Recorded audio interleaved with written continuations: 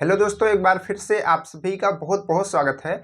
आज की क्लास में हम लोग बात करेंगे मूवमेंट और कपल के बारे में, और साथ ही साथ हम लोग बात करेंगे सेंटर ऑफ ग्रेविटी के बारे में। और सेंटर ऑफ ग्रेविटी में आपको बहुत ही मज़ा आने वाली है, क्योंकि हम लोग इसमें बहुत ही सारी चीज़ों को जानने वाले हैं, जो कि नई नई चीज़ें हैं। आप देख करके अपने आसपास की चीज़ों को समझेंगे कि ऐसे क्यों बनी है। बहुत ही मज़ा आने वाली है इस वाले टॉपिक में। तो ये वाला टॉपिक हम लोग बाद में पढ़ेंगे। पहले हम लोग यहाँ पर कुछ क्वेश्चंस लगाने वाले हैं। किसके क्वेश्चन है? मूवमेंट और कपल के क्वेश्चन है। क्यों? क्योंकि पिछली क्लास में हम लोगों ने मूवमेंट और कपल के कुछ क्वेश्चंस लगाए थे, मतलब ढेर सारे क्वेश्चंस लगाए थे, लेकिन और भी इस क्वेश्चन हम लगा करके अपने कॉन्सेप्ट को क्लियर करना चाहते हैं। तो क्या करेंगे, पहले कुछ क्वेश्चंस को लगाते हैं ताकि मूवमेंट और कपल जो है वो कंप्लीट हो जाए, और उसके बाद हम लोग बात करेंगे यहाँ पर सेंटर ऑफ ग्रेविटी और इक्विलिब्रियम के बारे में, यानी कि संतुलन के बारे में। तो चलिए, यहाँ पर कुछ क्वेश्चंस हमने लिखे हुए हैं, पहले इनको लगा करके समझते हैं।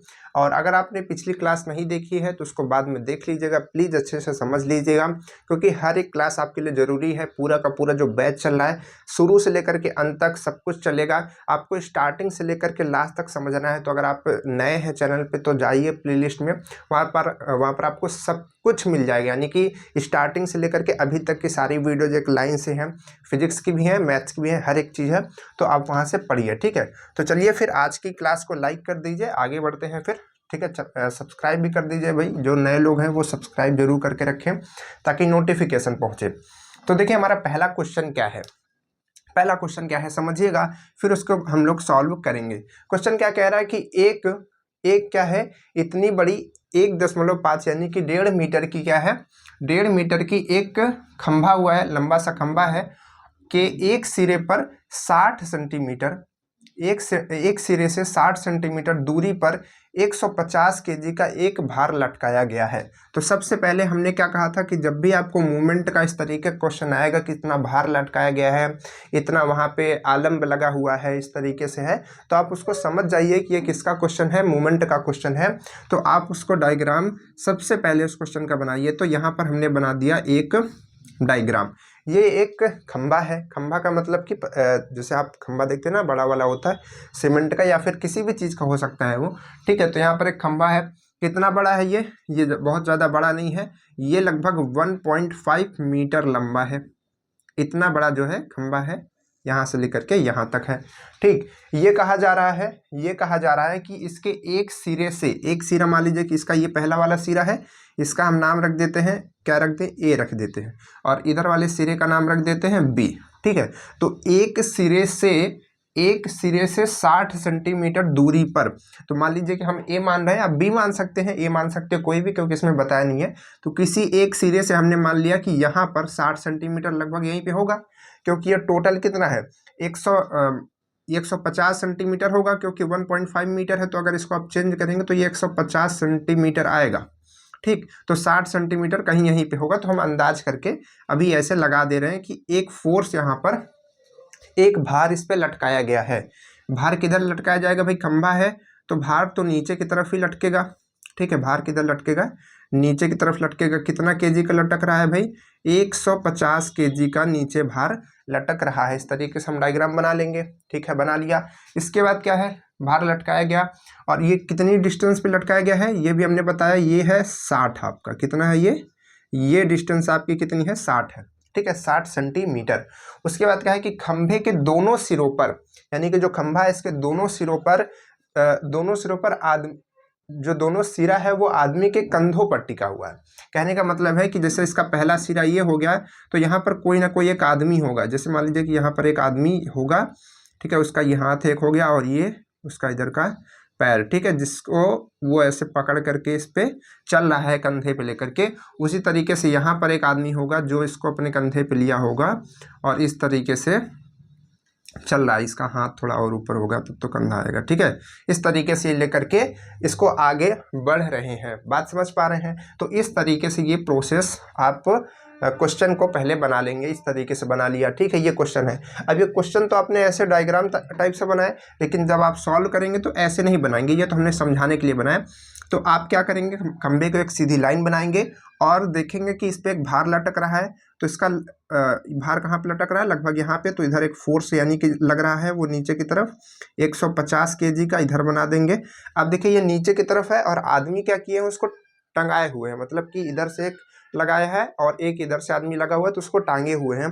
ठीक है, तो इसके वजह से ये जो फोर्स लग रहा है वो किधर की तरफ लग रहा होगा, ऊपर की तरफ लग रहा होगा। भाई आदमी का कंधा लगा हुआ है तो ये फोर्स किधर लगा रहा होगा, ऊपर की तरफ ही तो लगा रहा होगा। ठीक है, तो ऊपर की तरफ। ठीक, उसी तरीके से यहाँ पर ये ऊपर की तरफ, तभी तो खंभा इक्विलिब्रियम में है। इक्विलिब्रियम मतलब जहां पर है वहीं पर है, ना ऊपर आ रहा है ना नीचे जा रहा है। ठीक है, क्योंकि अगर ये दोनों आदमी हट जाए तो ये नीचे गिर जाएगा कि नहीं गिर जाएगा। तो उसी तरीके से यहाँ पर एक फोर्स लग रहा होगा। तो मान लीजिए कि इसका फोर्स ए होगा और इसका फोर्स बी होगा। ठीक है, इसका फोर्स ए होगा, इसका फोर्स बी होगा, हम मान लेते हैं। ठीक, इस तरीके से हमको डिस्टेंस भी पता है, ये 60 है और टोटल की अगर बात करेंगे तो ये 150 है। अब आपसे पूछा क्या है कि उन पर भार होगा, उन पर भार होगा मतलब कि जो आदमी यहाँ पर लगे हुए हैं उन पर आपको भार बताना कि इस पे कितना लोड लग रहा होगा और इस पर कितना लोड लग रहा होगा। दोनों पे अलग अलग लोड लगेगा, ऐसा नहीं है कि सेम लगेगा। ठीक है, ऐसा नहीं है कि बराबर बराबर लोड लगेगा। क्यों? क्योंकि ये एकदम बीच में नहीं है। ये देखिए बीच में नहीं है। बीच में कब होता है? जब एकदम 150 से 75 पे होता, मतलब 75 सेंटीमीटर पे लगा होता, तब बीच में होता लोड, तब दोनों पे बराबर बराबर आता। लेकिन बीच में तो नहीं है, ये 60 सेंटीमीटर पे है, तो कितना लग रहा होगा इस पर और कितना लग रहा होगा इस पर, ये हमको निकालना है। ठीक, तो इसको हम कैसे करते हैं? तो देखिए हमने बताया था कि आप क्या कीजिए, जैसे कि किसी एक पॉइंट से मूवमेंट लीजिए और आपको उस पॉइंट से मूवमेंट लेना है। ठीक है, उस पॉइंट से मूवमेंट लेना है जहां से हमारा क्वेश्चन कुछ सॉल्व हो सके, तो ये आपको सोच के मूवमेंट लेना है। और उसके साथ साथ हमने ये भी बताया था कि जिस पॉइंट से मूवमेंट लेते हैं वहां पर जितने भी फोर्सेस होते हैं सबके सब जीरो हो जाते हैं। तो सबसे पहले अगर हम यहाँ पर ये अगर लिखेंगे यहाँ पर कि ए के सापेक्ष मतलब कि अगर हम ए पॉइंट पर मूवमेंट लेते हैं तो ए के सापेक्ष आघूर्ण का मतलब मूवमेंट, चलिए मूवमेंट ही लिख देते हैं। अब इतनी हिंदी इंग्लिश तो दोनों लोग समझिए। ठीक है, हिंदी वाले बच्चे भी इंग्लिश वाले भी। ठीक है, तो मूवमेंट क्या आएगा, ए के रिस्पेक्ट में क्या आएगा, ए के रिस्पेक्ट में हमने बताया कि ए जीरो हो जाएगा। बाकी हम लोग यहीं से देखेंगे कि कौन क्लॉकवाइज है और कौन एंटी क्लॉकवाइज है। तो जितने क्लॉकवाइज होंगे उनको एक तरफ लिखेंगे और जितने क्लॉकवाइज होंगे उनको एक तरफ लिखेंगे और जितने एंटी क्लॉक होंगे उनको दूसरी तरफ लिखेंगे इक्वल के। तो देखिए यहाँ से अगर हम चेक करेंगे तो इस पॉइंट से अगर हम देखेंगे तो ये अगर फोर्स को देखेंगे तो ये किधर की तरफ मूव कर रहा है, देखिए ये आपका मूव कर रहा है क्लॉकवाइज। ठीक है, किधर मूव कर रहा है, क्लॉकवाइज। तो इसको हम लिख देंगे इसका मूवमेंट। तो ये जो है 150 वाला जो फोर्स है ए पॉइंट पर कितना मूवमेंट लगा रहा होगा, तो कितना मूवमेंट लगाएगा 150 और गुणते जितनी डिस्टेंस है ए से, तो ए से डिस्टेंस इसकी कितनी है 60 है, तो ये 60 यहाँ पर मल्टीप्लाई कर देंगे, इतना मूवमेंट जनरेट कर रहा होगा ये वाला फोर्स इस पॉइंट पर, ए पॉइंट पर। ठीक है, अब देखिए कि क्या और भी कोई फोर्स है जो कि क्लॉकवाइज रोटेट कर रहा है, कोई क्लॉकवाइज रोटेट अब नहीं कर रहा है। तो यहाँ पर हम इक्वल लगा देंगे। अगर कोई और होता तो उसको साथ में जोड़ देते इसी में। ठीक है, प्लस करके आगे लिख देते। ये सब हमने कल की क्लास में समझाया था, मतलब किसकी, पिछली क्लास में। उसके बाद देखिए कि अब अगर हम इसको इस तरफ से घुमाएंगे, इसके मतलब कि यहाँ से इसका मूवमेंट देखेंगे इस वाले फोर्स का, तो ये ऊपर की तरफ जा रहा है, मतलब कि ये अगर देखेंगे तो एंटी क्लॉकवाइज है। देखिए ये किधर है, एंटी क्लॉक है कि नहीं है, तो एंटी क्लॉक ये है और ये क्लॉक था, तो क्लॉकवाइज को एक तरफ लिखना है, एंटी क्लॉक को एक तरफ, तो इक्वल के दूसरे तरफ इसको लिखिए। तो इसका फोर्स कितना है, फोर्स हमने बी माना हुआ है। ठीक है, बी माना हुआ है और अब बी तो फोर्स हो गया, लेकिन मूवमेंट कैसे निकलता है, यहाँ से इस पूरे की डिस्टेंस, क्योंकि हम यहाँ पे मूवमेंट देख रहे हैं तो यहाँ से देखेंगे इस फोर्स की डिस्टेंस। तो इसकी यहाँ से टोटल डिस्टेंस कितनी है, टोटल डिस्टेंस 150 है। अब आप सोचेंगे कि 150 क्यों लिखा, यहाँ पर तो 1.5 मीटर दिया हुआ है, 1.5 लिखना चाहिए था। यहाँ पर 60 दिया है तो 60 तो लिखा है, लेकिन यहाँ पर 1.5 दिया तो 150 क्यों लिख दिया। तो अरे भाई साहब ये सेंटीमीटर में है, मीटर में था, तो हमको यूनिट सेम करना पड़ेगा। ठीक है, तो अब हम क्या करेंगे, अब हमको बी निकालना है, तो अब हम इसको सॉल्व करने के लिए इन दोनों को यहीं रहने देंगे, कोई दिक्कत नहीं है, इसको इधर भेज लेंगे 150, तो इधर आ जाएगा बी, तो 150 से 150 कट जाएगा, तो टोटल कितना आएगा 60 kg का जो है बल लग रहा है। किसको लग रहा है, इधर वाला जो आदमी होगा इसको 60 kg का वजन महसूस हो रहा होगा। कितना महसूस हो रहा होगा, 60 kg का वजन महसूस हो रहा होगा। चलिए इसी तरीके से अगर हम बी पर निकालना चाहेंगे, बी का बी से मतलब सापेक्ष आघूर्ण यानी कि मूवमेंट का में पेपर जो भी जो भी चाहिए वो लिख दीजिए, कोई दिक्कत नहीं है। बस बी से वहाँ पर आप मूवमेंट निकालिए। तो जब आप बी से निकालेंगे तो बी 0 हो जाएगा, फिर बी नहीं रहेगा। फिर आप यहाँ से देखेंगे सबका डायरेक्शन। तो अब पिछला वाला डायरेक्शन मत सोचिएगा कि ये क्लॉकवाइज था तो हमेशा अब ये क्लॉकवाइज ही रहेगा। अब यहाँ से आप देख रहे हैं, तो जब यहाँ से आप देखेंगे तो फिर से एक बार घुमा के देखिए ये किधर की तरफ जा रहा है, ये अब एंटी क्लॉकवाइज हो गया है। तो आपको सबसे पहले यही दिखा, तो ये एंटी क्लॉकवाइज हो गया है। तो यहाँ से यहाँ क्या करेंगे, आप बी के रिस्पेक्ट में निकाल रहे हैं, इस वाले फोर्स को निकालेंगे। तो ये फोर्स कितना है, फोर्स आपका ये 150 का है, मतलब कि ये यहाँ पर ये जो केजी है उसको हम फोर्स ही मान रहे हैं, ठीक है, कि उतना बल ही लगा रहा है, वो भार है ना उतना, ठीक है। तो अब देखिए ये हो गया। इसके बाद क्या है, इसके बाद इसकी डिस्टेंस कितनी होगी, 90 होगी कि नहीं होगी बताइए भाई। पूरा 150 है, 150 इतनी, 60 इतनी, 90 होगी। तो ये आपका 90 आ जाएगा, ठीक है। ये देखिए ये अब क्लॉकवाइज हो चुका है, और क्लॉकवाइज में सॉरी एंटी क्लॉकवाइज हो चुका है, और एंटी क्लॉकवाइज में केवल एक ही फोर्स ये है जो कि एंटी क्लॉकवाइज है, तो हमने इक्वल लगा दिया। अब उसके बाद बात करते हैं इधर वाले की। तो इसको देखेंगे तो ये किधर की तरफ घूम रहा है, देखिए यहाँ से इसको घुमाएंगे तो ये किधर घूम रहा है, ये जा रहा है आपका ये क्लॉकवाइज। क्लॉक ऐसे घूमती है, तो इक्वल में सामने लिखेंगे। तो ये इक्वल में फोर्स कितना है, ए है, और डिस्टेंस यहाँ से लेकर के यहाँ तक कितनी है, ये डिस्टेंस आपकी 150 है, 150 सेंटीमीटर। कितनी है, 150 सेंटीमीटर। तो हमको ए निकालना था, तो हम 150 को इधर भेज देंगे, तो फिर से वही कट जाएगा। तो यहाँ से आएगी वैल्यू 90 kg, किसकी, ए की। तो ए के ऊपर कितना महसूस हो रहा होगा, 90 किलो लग रहा होगा, और यहाँ पर इसके पास में कितना लग रहा होगा, 60 kg का भार महसूस हो रहा होगा, ठीक है। बात समझ पा रहे हैं, नहीं समझ पा रहे हैं तो इसको अगर समझ गए हैं तो स्क्रीनशॉट जल्दी से कीजिए, नोट कीजिए इस क्वेश्चन को, फिर हम लोग आगे बढ़ते हैं, ठीक है। चलिए नेक्स्ट क्वेश्चन की तरफ आगे बढ़ते हैं, सॉल्व करते हैं अगला क्वेश्चन। अगला क्वेश्चन देखिएगा, ठीक है। तरह तरह से आपके लिए क्वेश्चंस लेकर के आए हैं। अगला क्वेश्चन यहाँ पर लिखा हुआ है, लेकिन उसके साथ साथ एक क्वेश्चन और है, इसको हम सॉल्व करके बता देते हैं आपको। पहले ये क्वेश्चन, इसको भी थोड़ा सा अच्छे से समझ लीजिए, क्योंकि ये क्वेश्चन थोड़ा सा आपको डिफरेंट दिखेगा, ठीक है। इस तरीके का अगर क्वेश्चन आते हैं तो आप उसको कर लीजिए, ठीक है, इसमें परेशान मत होइएगा। ये सब क्वेश्चन में कुछ नहीं है, आसान होता है, बस थोड़ा सा घुमाएगा फिराएगा कैसे। यहाँ पर ये 45 है, ठीक है, और ये पॉइंट आपका ए है, ये पॉइंट आपका बी है। तब आपको क्या करना है, और बताया जा रहा है कि बल आघूर्ण यानी कि जो मूवमेंट है वो कितना है, 20√2 न्यूटन मीटर है। तो बल युग्म की भुजा होगी, तो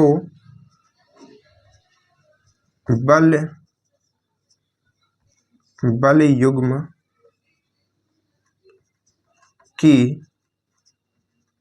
भुजा होगी, ठीक है। ये किसका क्वेश्चन है, ये आपका कपल का क्वेश्चन है, ठीक है। कपल का क्वेश्चन कैसे होता है भाई, कपल क्या होता है हमने आपको बताया था, फिर से थोड़ा सा बता रहे हैं। कपल क्या होता है कि किसी भी पिंड पर लगता है, किसी भी बॉडी पर लग सकता है, लेकिन उसकी जो क्रिया रेखा होती है एक समान नहीं होती है, लेकिन जो फोर्स लगते हैं वो अपोजिट डायरेक्शन में और सेम फोर्स होते हैं। जैसे कि आप देख पा रहे हैं ये इधर की तरफ लग रहा है, तो ये इसके अपोजिट डायरेक्शन में लग रहा है इससे, ठीक है। अब आप देख रहे हैं कि दूरी पे है, तो उससे मतलब नहीं है, वो शिफ्ट हो सकता है, वो इसके पैरेलली शिफ्ट हो सकता है, ठीक है। फोर्स जो होता है, जो हमारी वेक्टर फॉर्म होती हैं वो पैरेलल शिफ्ट हो सकती हैं, तो ये इसके सामने आ सकता है, लेकिन रहेगा अपोजिट, ये इधर है तो वो उधर रहेगा, ठीक है। तो अगर ये 4 न्यूटन है तो इसको भी हम लोग 4 न्यूटन कहेंगे, ठीक है। अब यहाँ पर एंगल देखिए 45 है, तो यहाँ पर भी एंगल क्या हो जाएगा 45, क्योंकि ये सेम डायरेक्शन में होती हैं। बात समझ पा रहे हैं, तो ये चीजें आ गई। अब देखिए यहाँ से हमको क्या करना है, यहाँ से हमको निकालना है कि बल युग्म की भुजा क्या होगी। बल युग्म की भुजा मतलब कि यहाँ पर देखिए 2 बल लग रहे हैं, एक बल इधर लग रहा है, एक बल इधर लग रहा है, तो ये बल हो गया, एक बल ये, एक बल ये, तो ये बल युग्म हो गया। और बल युग्म के बीच जितनी डिस्टेंस होती है उसी को हम लोग कहते हैं बल युग्म की भुजा, यानी कि ए से लेकर के बी तक की डिस्टेंस जितनी है उसी को हम लोग बल युग्म की भुजा कहते हैं। और कब निकालना है, जब मूवमेंट कितना हो, 20√2 हो। इस तरीके से जब हो तब आपको बताना है कि कितना यहाँ पर आपका जो है भुजा होगी, कितनी बड़ी भुजा होगी, ये आपको बतानी है। ठीक है, क्लियर है। चलिए, तो कैसे इसको सॉल्व करेंगे, तो सबसे पहले देखिए, ये तो ऐसे सीधा तो लग ही नहीं रहा भाई। अभी तक हमने जो क्वेश्चंस देखे उसमें देखिए किस तरीके से मान लीजिए कोई चीज़ है और उस पर फोर्स इस तरीके से लग रहा है या फिर इस तरीके से लग रहा है। ठीक, लेकिन यहाँ पर जो हम फोर्स देख पा रहे हैं, यहाँ पर जो हम देख पा रहे हैं वो तिरछा लगा हुआ है। तो जब फोर्स इस तरीके से लगता है तो हम उसको डायरेक्ट कभी भी सॉल्व नहीं करते। इसी क्वेश्चन में नहीं, किसी भी क्वेश्चन में, मान लीजिए कि आपको आघूर्ण वाले क्वेश्चन में भी इस तरीके से फोर्स एक दे दिया जाए, किस तरीके से फोर्स लग रहा है और इस तरीके से फोर्स लग रहा है, तो इन दोनों को तो आप डायरेक्ट यूज कर सकते हैं, लेकिन इसका आप डायरेक्ट यूज नहीं करेंगे क्योंकि ये तिरछा लग रहा है। तो इसको आप क्या करेंगे, इसको आप पहले रिजॉल्व करेंगे। इसको आप क्या करेंगे, रिजॉल्व करेंगे, इसका कंपोनेंट निकालेंगे। ठीक है, इसके घटक बनेंगे। कैसे बनेंगे, अब कैसे निकालते हैं उसको ध्यान से समझिएगा। हम आपको समझा रहे हैं, जैसे कि मान लीजिए कि एक बॉडी है, ठीक है, ये बॉडी है और इस पे एक फोर्स मान लीजिए कि इधर बाहर की तरफ ऐसे इस तरीके से लग रहा है, या फिर इसी पे बॉडी के ऊपर ही लग रहा है अंदर की तरफ, इस तरीके से इस पे फोर्स जनरेट हो रहा है, फोर्स लग रहा है। क्लियर है। ठीक है, तो अब अगर हम और यहाँ पर एंगल जो है मान लीजिए कि 30 का बन रहा है, 30 का बन रहा है। ठीक, तो इस फोर्स को हम लोग दो कंपोनेंट्स में डिवाइड करते हैं, एक एक्स और एक वाई। तो जैसे कि यहाँ पर जिसके साथ एंगल बना रहा होता है, आसान तरीका समझिए जल्दी से बनाने का। जैसे कि मान लीजिए यहाँ पर ये क्या कर रहा है, एंगल बना रहा है, तो एक इसका कंपोनेंट इधर की तरफ आएगा और एक कंपोनेंट इधर की तरफ आएगा और एरो इधर ही रहेगी। क्यों, क्योंकि इसका जो मेन डायरेक्शन है वो इधर है, तो दोनों एरो इधर ही रहेंगे। बात समझ पा रहे हैं। तो यहाँ पर क्या होगा, यहाँ पर ये इधर की तरफ और ये इधर की तरफ दो एरोस, या फिर आप ऐसे भी कभी कभी बनाते हैं इसको जो है हम लोग इस तरीके से भी बना सकते हैं। यहाँ पर इतना है, तो एक इसका इधर की तरफ आएगा और एक इसका इधर की तरफ आएगा। बात समझ पा रहे हैं। यही जो है पैरेलल शिफ्ट होकर के यहाँ आती है और यही वाली शिफ्ट होकर के इधर आती है। ठीक, तो यहाँ से क्या होगा, जिसके साथ एंगल बन रहा है, जैसे कि ये इसके साथ एंगल बन रहा है, ठीक, तो इसके साथ एंगल बन रहा है, तो यहाँ पर क्या होगा, यहाँ पर जैसे कि हमने एक इधर बनाया हुआ है ये वाली, और एक हम इधर बना रहे हैं ये वाली, तो जिसके साथ एंगल बनता है, जैसे इसके साथ एंगल बन रहा है, जैसे 30 है तो ये भी आपका 30 ही होगा। ठीक, तो कहने का मतलब एंगल इसी के साथ बनता है। तो जिसके साथ एंगल बनता है उसको हम लोग क्या करते हैं, कॉस से दिखाते हैं। क्या दिखाते हैं, cos 30। जैसे मान लीजिए कि फोर्स कितना होगा, मान लीजिए कि 5 न्यूटन का होगा, तो टोटल हो जाएगा 5 cos 30, और इधर वाली डायरेक्शन में क्या हो जाएगा, 5 sin 30। बात समझ पा रहे हैं। यहाँ से समझिए फिर से, जैसे कि देखिए यहाँ पर ये आप देख पा रहे हैं, ये बीम है आपकी, फोर्स इधर की तरफ लग रहा है, तो ये दो कंपोनेंट्स में टूटेगा। तो एक कंपोनेंट्स इसका इधर की तरफ आएगा वाई डायरेक्शन में, और एक कंपोनेंट इसका इधर की तरफ आएगा, एक कंपोनेंट इसका इधर की तरफ आएगा। अब ये कंपोनेंट क्या होता है, इसको थोड़ा सा समझ लीजिए अगर आप चाहते हैं समझना। तो इसका मतलब ये होता है कि जैसे एक फोर्स हमने तिरछा लगाया हुआ है, तो हम क्या करें, उस फोर्स के बजाय तिरछा ना लगा करके एक फोर्स हम इधर की तरफ लगाएं और एक फोर्स इधर की तरफ लगाएं, और बीच वाला हटा लेंगे, तब भी वो वहीं पर रहेगा, क्योंकि वो दोनों मिल करके, ये दोनों मिल करके इसी फोर्स का काम करेंगे। बात समझ पा रहे हैं, ये दोनों मिल करके इसी फोर्स का काम करेंगे, तो तभी तो हम कहते हैं ना कि ये इसका कंपोनेंट है। ठीक है, उसका वो कंपोनेंट है। ठीक, तो हम इसको अब हटा सकते हैं। तो कहने का मतलब है कि इस फोर्स को हमने दो पार्ट्स में डिवाइड कर दिया, दो रूप में बदल दिया। तो अब दो रूपों में बदलेंगे, तो अब भाई ये तो टोटल 4 न्यूटन था, 4 न्यूटन था, तो अब ऐसा तो है नहीं कि ये 4 न्यूटन हो जाएगा या फिर ये 4 न्यूटन होगा, कुछ ये होगा कुछ ये होगा। तो ये कितना होगा, ये कितना होगा और ये कितना होगा, कैसे पता चलेगा। तो देखिए वही तो हमने कहा कि जैसे ये वाला जो एंगल है, जो हमारा मेन है, ये इसके साथ, यानी कि यहाँ पर इसके साथ एंगल बना रहा है, तो जिसके साथ एंगल बनाता है उस पर कॉस आता है। तो इधर वाले में क्या आ जाएगा, यहाँ पर आपका आ जाएगा 4। 4 क्यों लिख रहे हैं, क्योंकि 4 इसका मैग्नीट्यूड है, वो तो 4 रहेगा ही। ठीक, और उसके साथ साथ यहाँ पर आएगा ये cos 45। बात समझ पा रहे हैं। तो cos 45 इधर की तरफ लगेगा, और जिधर एंगल नहीं बना रहा, देखिए इधर एंगल नहीं बन रहा है, तो इसको हम लोग क्या कहेंगे, इसको हम लोग कहेंगे 4 sin 45। क्लियर है कि नहीं क्लियर है, ठीक है, क्लियर है। उसी तरीके से इसको जब रिजॉल्व करेंगे, तो एक फोर्स इधर की डायरेक्शन में लगेगा, एक फोर्स इधर की डायरेक्शन में लगेगा, और एक फोर्स इधर की डायरेक्शन में लगेगा। ठीक है। और हमेशा समझ लीजिए कि जो आपका यहाँ पर ये रिजल्टेंट फोर्स होता है वो हमेशा दोनों कंपोनेंट के बीच में ही रहता है। ऐसा नहीं कि आपने एक इधर बनाया और एक ऊपर की तरफ बना दिया, ऊपर की तरफ वो नहीं रहेगा। क्यों? क्योंकि ऊपर की तरफ बनाएंगे तो क्या ये वाला उसके बीच में आएगा कि नहीं आएगा। अब देखिए आ रहा है, एक इधर है, एक इधर है, इसके बीच में है, ठीक है। तो अब इस तरीके से इधर वाला जो फोर्स है वो कितना हो जाएगा, ये आपका फिर से हो जाएगा 4 cos 45। ये इसकी बात कर रहे हैं, इधर ए वाले की बात कर रहे हैं इधर। और ये इधर वाला क्या हो जाएगा, इधर वाले की अगर आप बात करेंगे तो ये आपका हो जाएगा 4 sin 45। बात समझ पा रहे हैं? तो एक तरीके से अब अगर आप डायग्राम को देखेंगे तो आपके डायग्राम पर बहुत तरीके के फोर्स लग रहा है। एक लग रहा है इधर जिसका नाम है 4 sin 45, ठीक है। एक लग रहा है इधर नीचे की तरफ, इसका नाम है 4 sin 45 4 sin 45 इसका भी नाम है। उसके साथ साथ एक फोर्स इधर की तरफ लग रहा है और एक फोर्स इधर की तरफ लग रहा है, और नीचे नीचे कुछ फोर्स तो लग ही नहीं रहा है। तो ये जो फोर्स लग रहा है ये लग रहा है 4 cos 45 और ये भी लग रहा है 4 cos 45। तो इस तरीके से ये फोर्सेस लग रहे हैं। बात समझ पा रहे हैं? अब यहाँ पर जो ये तिरछा वाला फोर्स था उसको हम हटा सकते हैं। क्यों? क्योंकि उसको हमने इन दोनों पार्ट्स में डिवाइड कर लिया, ठीक। तो यहाँ से ए आ जाएगा और यहाँ से बी आ जाएगा, ये सब हमने पढ़ाया हुआ है, ठीक है। तो आप जा करके उसको देख सकते हैं और अच्छे से, बल्कि यहाँ पर हमने समय लेकर के आपको समझाया भी, ठीक। तो ये हो गया। अब आपको बताना है कि ये भुजा कितनी होगी, ए बी कितनी होगी। तो ए बी कैसे निकालते हैं, जब भी बल युग्म आता है तो उसमें जो मोमेंट लगता है उसका फॉर्मूला होता है M इक्वल मूवमेंट इक्वल क्या होता है, मूवमेंट इक्वल होता है F इंटू एक्स, यानी कि F आपका जितना भी फोर्स है और x यानी कि उसकी परपेंडिकुलर डिस्टेंस। तो अब देखिए यहाँ पर आप देख पा रहे हैं कि ये इधर है और ये इधर की तरफ, ये डिस्टेंस ये परपेंडिकुलर ही तो है, ये डिस्टेंस परपेंडिकुलर ही तो है। तो इस तरीके से परपेंडिकुलर डिस्टेंस हम लोग लेते हैं। तो अब आप सोचेंगे कि यार इसमें तो 4 फोर्सेस है, किस फोर्स की बात हो रही है। तो देखिए ये फोर्स और ये फोर्स आपस में बराबर हैं और अपोजिट डायरेक्शन में है, तो एक दूसरे को कट कर देंगे और इनकी कहानी हो जाएगी खत्म, ठीक है।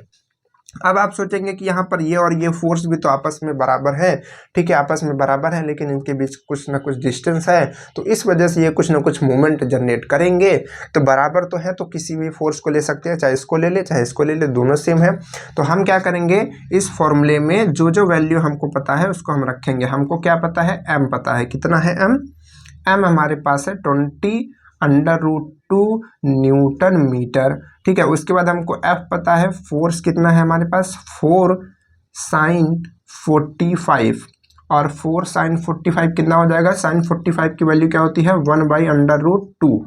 तो यहाँ से इसको हम टोटल लिख सकते हैं 4/√2, ऐसा लिख सकते हैं, ठीक है। इसके बाद क्या हमको निकालना है, x निकालना है। तो यहाँ से हम वैल्यू रखते हैं, m की वैल्यू रखेंगे तो ये 20√2 और f की रखेंगे तो यहाँ से 4 और √2 और यहाँ पे मल्टीप्लाई में क्या आएगा, x आएगा, ठीक है। हमको x की वैल्यू निकालनी है तो इस पार्ट को इधर भेजेंगे, तो ये जो है आपका इधर जब आएगा तो ये मल्टीप्लाई में आएगा। तो कहने का मतलब ये हो जाएगा 20√2 मल्टीप्लाई √2, और ये जो 4 वाला पार्ट जब इधर की तरफ आएगा तो ये नीचे आ जाएगा और यहाँ से ये 4 हो जाएगा, ठीक है।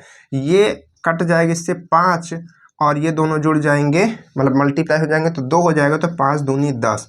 तो टोटल यहाँ पर ये 10 आ रहा है, 10 क्या मीटर।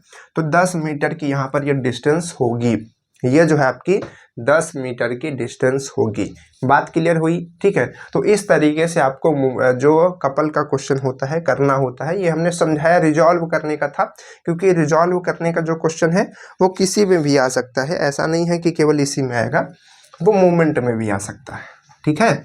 चलिए आगे बढ़ा जाए, आगे बढ़ते हैं, अगला क्वेश्चन देखते हैं भाई क्या है अगला क्वेश्चन। अगला क्वेश्चन समझते हैं। देखिए ये बढ़िया क्वेश्चन है, अच्छा क्वेश्चन है, आपको हमने बताया था कि आज की क्लास में हम लोग कुछ अच्छे अच्छे क्वेश्चंस को सॉल्व करेंगे। तो देखिए क्वेश्चन क्या है, क्वेश्चन कह रहा है कि लंबाई L की एक धरण मतलब कि बीम है, ठीक है। बीम AB के सिरे A तथा B पर क्षैतिज से 45 डिग्री तथा 30 डिग्री के कोण पर समान बल लगे हुए हैं, ठीक है। बिंदु A से X दूरी पर एक ऊर्ध्वाधर भार उन्हें संतुलन में रखता है, X का मान क्या होगा, ये आपको बताना है। चलिए क्या कह रहा है, जो कहता जा रहा है, पहले एक बार डायग्राम हम लोग बनाते हैं। हम लोग डायग्राम बनाते हैं, डायरेक्ट अब बनाएंगे, ठीक है। अब वैसा बीम नहीं बनाएंगे। ये एक बड़ी सी लंबी सी बीम है जिसकी लेंथ कितनी है, इसकी लेंथ आपकी कितनी है, L है। कितनी है, L है। इसकी लंबाई कितनी है, L। उसके बाद ये क्या है, AB है, मतलब कि ये वाला पार्ट आपका A मान लीजिए, ये वाला पार्ट आप B मान लीजिए। जो मानिए उसको पूरे क्वेश्चन तक माने रहिए। तो इसको A मान लिया हमने, इधर वाले को हमने B मान लिया, ठीक है। AB, अब AB पर क्षैतिज से, ध्यान रखिएगा, AB पर A और B पर क्षैतिज मतलब ये हॉरिजॉन्टल से 45 डिग्री, तो हॉरिजॉन्टल से 45 डिग्री ऐसा होगा, ठीक। तो हॉरिजॉन्टल से 45 डिग्री एक फोर्स लग रहा है, 45 डिग्री पर एक फोर्स लग रहा है इस तरीके से। कितने डिग्री पर, 45 डिग्री पर एक फोर्स लग रहा है, ठीक। और उसी तरीके से हॉरिजॉन्टल से ही, क्षैतिज से ही बी पर कितना लग रहा है, 30 डिग्री का एक फोर्स लग रहा है, 30 डिग्री का एक फोर्स लग रहा है। बात समझ पा रहे हैं, 30 डिग्री का एक फोर्स लग रहा है। तो यहाँ पर दो फोर्सेस लग रहे हैं इसके किनारे पर, और जो दोनों फोर्सेस हैं वो कैसे हैं, वो तिर्यक हैं, ठीक है। वो टेढ़े हैं, न किसी एंगल पे वो लग रहे हैं, ठीक है। लग रहे, अच्छी बात है भाई, लगे, हमसे क्या दिक्कत है, ठीक है। कोण लग रहे हैं और जो कि समान बल के हैं। अच्छा ये भी है, मतलब कि अगर हम इसको R मान ले तो ये वाला भी क्या होगा, R ही होगा। ये वाला भी क्या होगा, R ही होगा। सही बात है कि नहीं, ये वाला भी क्या होगा, R ही होगा, ठीक है। कहाँ गया, समान बल लगे हुए। बिंदु A से ये आपका A बिंदु है, बिंदु A से X दूरी पर एक ऊर्ध्वाधर भार उन्हें संतुलन में बनाए हुए है या फिर संतुलन में रखता है। तो कहने का मतलब है कि यहाँ से लेकर के यहाँ तक एक कोई मतलब कि डिस्टेंस है, डिस्टेंस कितनी है, X। ये डिस्टेंस कितनी है, मान लीजिए कि X है, यहाँ पर बताया कि उसको X मानिए, तो X है। और यहाँ से एक ऊर्ध्वाधर मतलब ऊपर की तरफ, ठीक है, ऐसा खड़ा ऊर्ध्वाधर होता है, और क्षैतिज ऐसा होता है, ठीक है। तो इधर की तरफ एक भार लग रहा है, ऊपर उनको ढकेल रहा है, यानी कि यहीं इस पॉइंट से ये पूरा का पूरा जो बीम है वो टिका हुआ है, ना इधर झुक रहा है ना इधर झुक रहा है, ठीक है, ठीक है। तो ये हो गया, ऊर्ध्वाधर भार उन्हें संतुलन में बनाए हुए है, आपको बताना है X का मान क्या होगा। तो ये हमने क्वेश्चन बना दिया, अब आप इसको सॉल्व कर सकते हैं। कैसे सॉल्व करेंगे, ध्यान से समझिएगा। सबसे पहले तो आप यही इसको आप L माने रहिए, ये आप लंबाई L है, इसको हटा देते हैं, ठीक है, वो थोड़ा सा डिस्टर्ब कर रहा है। चलिए, तो इस तरीके से, तो सबसे पहले तो आप यहाँ पर आप देख पा रहे हैं कि जो फोर्सेस लग रहे हैं वो किसी न किसी एंगल पे लग रहे हैं, तो वो सीधे का सीधे नहीं है। तो जब सीधे और सीधे नहीं है तो इसको हम क्या करेंगे, सबसे पहले रिजॉल्व करेंगे और इसको सीधा बनाएंगे। तो इसको जब रिजॉल्व करेंगे तो एक फोर्स हमने कहा कि इस तरफ ऐसे लगेगा, ठीक, एक फोर्स इधर की तरफ ऐसे लगेगा ना, और एक फोर्स किधर लगेगा, इधर से इधर की तरफ लगेगा, ऐसा, देखिए ऐसा लगेगा, ठीक। और उसी तरीके से इधर भी लगेगा, तो एक फोर्स इधर की तरफ लगेगा ऐसा, और एक फोर्स इधर की तरफ लगेगा ऐसा। बात समझ पा रहे हैं। अब हमने कहा कि जिसके साथ एंगल बनाता है, अब ये एंगल किसके साथ बना रहा होगा, ये आपको समझना बहुत ही जरूरी है। तो देखिए फोर्स कैसा था, ऐसा लग रहा था, ठीक। तो एक इधर की तरफ आएगा और एक आएगा इधर की तरफ। बात समझ पा रहे हैं। तो ये वाला जो आपका पार्ट है, यही ये क्षैतिज है, ठीक। तो यहाँ पर ये 45 था, तो 45 ये वाला होगा आपका, ठीक, ये आपका 45 होगा, ठीक। तो यहाँ से क्या होगा, यहाँ से यही वाला फोर्स तो बाद में नीचे आया हुआ है, ठीक, यही वाला फोर्स तो नीचे आया हुआ है, ये वाला फोर्स जो है इधर की तरफ गया है, तो 45 कौन होगा, ये नीचे वाला होगा। समझ पा रहे हैं? तो यहाँ से क्या होगा, यहाँ से ये नीचे की तरफ आपका लग रहा है, तो ये जो एंगल बनेगा किसके साथ बन रहा है, ये मान लीजिए कि इस वाले के साथ बन रहा है। यहाँ पर ये वाला जो नीचे वाला फोर्स आपका लग रहा है, तो इसको हम क्या कह देंगे, इसको हम कहेंगे r cos 45। क्या कहेंगे, तो इसको हमको लिखने की जरूरत नहीं है क्योंकि इसका कोई काम नहीं रहेगा इधर वाले का, हमको ऊपर वाला ज़्यादा चाहिए। ठीक है, तो ऊपर वाला यहाँ पर ये क्या हो जाएगा आपका, ये आपका आ जाएगा r, मान लीजिए कि ये r है, हमने r माना हुआ है ना, तो r sin 45 आ जाएगा। उसी तरीके से यहाँ पर ये कितना आ जाएगा, ये आपका आ जाएगा r sin 30, कितना आ जाएगा, r sin 30 आ जाएगा। बात क्लियर हो पा रही है? ठीक है, क्योंकि ये वाला आपका कॉस में रहेगा, हमने कहा कि जिसके साथ एंगल बनाता है वो कॉस में रहता है और जो बाकी का रहता है वो साइन में हो जाता है। ठीक, तो यहाँ पर ये वाला हमको लेना है, इधर वाले से हमसे कोई मतलब नहीं है। ठीक है, वो क्योंकि बीम के एक्सिस पे ही है तो वो उस पर कुछ भी, क्योंकि ऊपर और नीचे आपको निकालना है मूवमेंट। ठीक है, तो अगल और बगल का भी वो सब आपको इसमें निकालने के लिए नहीं आएगा, वो सब बड़े क्वेश्चन होते हैं, इस तरीके से आते हैं। ठीक, तो आपको केवल ये डिस्टेंस पूछा गया तो उस पर आपको फोकस करना है, क्वेश्चन में भटकना नहीं है। ठीक है, क्वेश्चन में एग्जाम टाइम में आपको ये भी ध्यान रखना है, हम क्वेश्चन में कहीं भटक करके ज़्यादा लंबा ना खींच दे, अपना समय बर्बाद कर दें। तो क्या हुआ कि हमने इसको रिजॉल्व कर लिया है। अब रिजॉल्व करने के बाद क्या करेंगे, अब हम देखेंगे कि इस पर कितने तरीके के फोर्सेस लग रहे हैं, तो थोड़ा सा इसको हम क्या करते हैं, एक बार फिर से बनाते हैं। तो अब एक लग रहा होगा आपको इस तरह से दिख रहा है, इसकी वैल्यू क्या है, r sin 45, और एक लग रहा होगा इस तरह से, एक इस तरह से लग रहा होगा, इसकी वैल्यू क्या है, इसकी वैल्यू है r sin 30। ठीक है, अब आपको r भी पता नहीं है, ध्यान रखिएगा, और एक इधर ऊपर की तरफ जो इन दोनों को टेके हुए हैं, ये फोर्स कितना लग रहा है, इसमें दिया है क्या यहाँ पर, अच्छा ये भी फोर्स नहीं पता है, तो मान लीजिए कि ये भार लग रहा है, तो ये मान लीजिए कि W का लग रहा होगा। ठीक है, और ये कितना डिस्टेंस यहाँ से यहाँ तक बता रहा था, यहाँ से यहाँ तक, यही जो हमको निकालना था, ये कितना था, x था। ठीक है, x ये था, सही बात है। चलिए अब इसको हम लोग सॉल्व करते हैं। तो अगर हम इसको सॉल्व करेंगे तो सबसे पहली चीज़, क्योंकि हमको यही नहीं पता है, इसमें काफ़ी चीज़ें हमको नहीं पता है, तो सबसे पहले हम क्या करते हैं, मूवमेंट लेने से पहले तो हम मूवमेंट लेंगे, मूवमेंट लेकर के एक्स डिस्टेंस निकालने की कोशिश करेंगे, लेकिन उससे पहले हम क्या करते हैं, उससे पहले हमको ये पता है कि अगर हम r sin 45 plus r sin 30 को जोड़ेंगे तो ये दोनों क्या होंगे, W के बराबर होंगे, क्योंकि ऊपर के दोनों फोर्सेस नीचे के, क्योंकि हमारा जो बीम है वो इक्विलिब्रियम में है, तो ये इतना आ जाएगा। बात क्लियर है कि नहीं क्लियर है? तो यहाँ तक ये आ जाएगा। ठीक, ये हो गया। अब इसके बाद सबसे पहली इक्वेशन तो ये आपकी बन जाएगी। अब इसके बाद क्या करेंगे, अब इसके बाद हम मूवमेंट लेना स्टार्ट करेंगे। तो मूवमेंट हम कहाँ से ले लें, मूवमेंट हम ले लेते हैं यहाँ से, ये W से, जो ये W है यहीं से हम मूवमेंट ले लेते हैं। तो इस पॉइंट से मूवमेंट लेते हैं इधर की तरफ और एक इधर की तरफ बनेगा। तो ये हमारा पहला इक्वेशन बन चुका है, उससे हमसे मतलब नहीं है, वो पड़ा रहेगा। तो हम क्या करेंगे, यहाँ से अपना मूवमेंट लेंगे इस पे, तो ये देखेंगे तो ये किधर की तरफ जा रहा है, इस पॉइंट से अगर आप देखेंगे तो ये एंटी क्लॉकवाइज जा रहा है। कैसे जा रहा है, एंटी क्लॉकवाइज जा रहा है। तो यहाँ से एंटी क्लॉकवाइज क्या हो जाएगा, ये आपका हो जाएगा r sin 45 और मल्टीप्लाई में क्या, डिस्टेंस यहाँ से यहाँ तक की कितनी है, यहाँ से यहाँ तक की डिस्टेंस है x। ठीक, उसके बाद क्या करेंगे, इक्वल लगाएंगे, क्योंकि एक ही फोर्स है जो एंटी क्लॉक में जा रहा है। अब इसके हिसाब से इस फोर्स को देखेंगे तो ये किधर जा रहा है, ये आपका क्लॉकवाइज जा रहा है। तो क्लॉकवाइज जा रहा है तो इक्वल के दूसरी साइड इसको लिखेंगे, तो ये आएगा r sin, और उसके बाद क्या आएगा यहाँ पर 30, और डिस्टेंस कितनी होगी, डिस्टेंस होगी इतना, और ये डिस्टेंस कितनी होगी, ये डिस्टेंस आपकी होगी l माइनस एक्स, होगी कि नहीं होगी, फिर टोटल l है और ये l माइनस एक्स होगी।